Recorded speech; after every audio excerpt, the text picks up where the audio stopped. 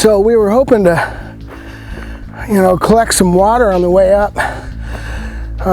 Just the last 3 weeks, all these little creeks have dried up, and it's been a pretty dry winter, really, I think. And I think we're in for a real hot summer, because I've done this trail in July and still had water. But yeah, so now we're going to be on a ridgeline all day with just the water that we have, which kind of might be a problem. There might be some opportunities once we get in under the ridgeline and into the actual thick forest. We might have some shots at some more water there. How do I bushwhack? I break up into several phases. The first phase is my target selection. Again, I look for prominent terrain features where there are no trails, or names on certain terrain features, and I look for that as a mission objective bushwhack. I look deep and away from maintained trails and or logging roads, because that's a great way to, when you find a logging road that is closed off and they're allowing you to be reclaimed by the wild, it's still a great access. You know that the animals are going to be back there. You know that they're going to be using those roads as the path of least resistance, and you know there's not going to be any vehicles, so you're not going to have to deal with that noise and that distraction. So after I've selected a target, then I do my target research. And this will include any maps that I have, old and new. I usually use a lot of the custom correct maps or the green trail maps. Those are some of the best to show the terrain.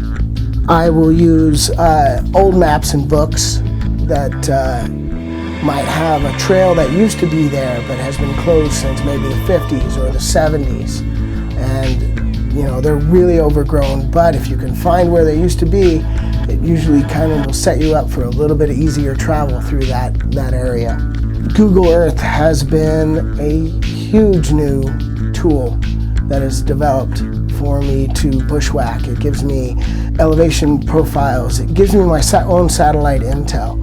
I mean, it's not the greatest resolution ever, but it was something that I never had before. And it really does help in when you're out there and you're standing on a logging road and you're looking at an entire bowl of ridgeline that you plan on negotiating. By looking at those photos and looking 360 degrees all around it and traveling through it on the Google Earth, it's a lot easier to recognize once you're out there. So, not but another few hundred meters from where we were talking about thinking we totally missed the boat on getting some water. Coming upon some water. Excellent. Yeah, I think if we're not gonna make this mistake twice. The last time that we did this, and we did it successfully for the first time, we didn't fill up at our last chance. One of the things that I use in my target research is local lore, locals talking about stuff, telling me about stuff. A lot of the places that I've found, especially in my early days in the Olympic Peninsula, were all places that locals sent me or heard about or talked about, and so off I went. Phase 3 of bushwhacking is planning. I plan the route, put a timeline to it, turnaround times. Nothing ever is for certain, and so you always have to remember the snafu, situation normal, all effed up. You have to be able to adapt and overcome the obstacles that are put forward. I will check the weather and start monitoring the weather of that spot using the NOAA website. I find that the most reliable and helpful weather website on the internet. Next part of phase 3 in planning is a danger assessment. I'm looking at the dangers of the different terrains that we're going to be going through, the dangers of the weather, the dangers of animals, bears, cougars, rabid and zombie squirrels. They all can be out there.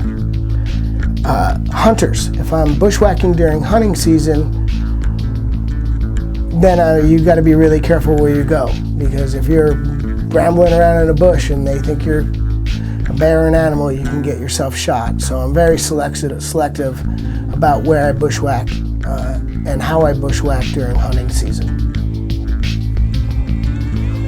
Then I put together my team. If it's not a bushwhack I'm going on alone, and it's a mission objective bushwhack, I'm going to put together a team to do it. On Lake Stephanie, I'm bringing Nick, who actually made it to Lake Stephanie with me in 2010, and he's already become a pretty expert climber, and has, since he's become a mountaineer, has put all of his effort and time into becoming an expert climber. We know that we encountered some rock formations last time that we hope to use some of his rope skills and equipment to overcome this time on a different route to Lake Stephanie. Other than that, I've got my film crew, which involves Tomek, the director and main cameraman, and then Gergis, who is the #2 cameraman and #1 Sherpa.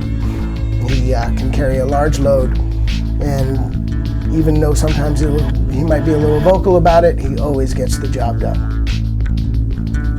Well, after 6 miles of logging road, we're going to finally enter into the actual bushwhacking part. I kind of underestimated how much that road kind of kicks my ass, but I'm also a little bit out of shape, so just have to gut it out. So from here, we're going to enter in and follow this ridge line up and down and around and then all the way across. You see almost directly across from us is that drainage. Up over that saddle and straight down is the lake.